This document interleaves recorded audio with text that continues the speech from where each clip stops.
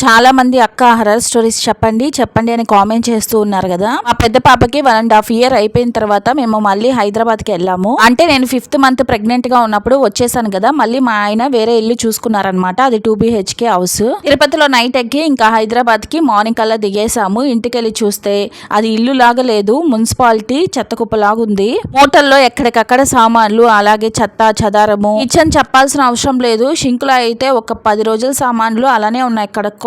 నేను తిరుపతిలో ఉన్నప్పుడు హైదరాబాద్ లో మా ఆయనతో పాటు 2 బ్యాచులర్స్ కూడా ఉండేవాళ్ళు. ఆ వాష్రూమ్ అయితే పరమ చెత్తగా ఉంది. ఈ మధ్య బాయ్స్ ఎలా తయారయ్యారంటే వాష్రూమ్ లో రీల్స్ మరియు OTT సినిమాలు అయిపోయేంత వరకు గానీ బయట రారు. మా ఆయన వంట పని అలా చేస్తారు గానీ ఇల్లు సర్దుకోవడం అంటే అసలు రాదు. ఇవన్నీ ఎందుకు చెప్తున్నావు అక్క, హర్రర్ స్టోరీ చెప్పమంటే అనే కదా మీ డౌట్.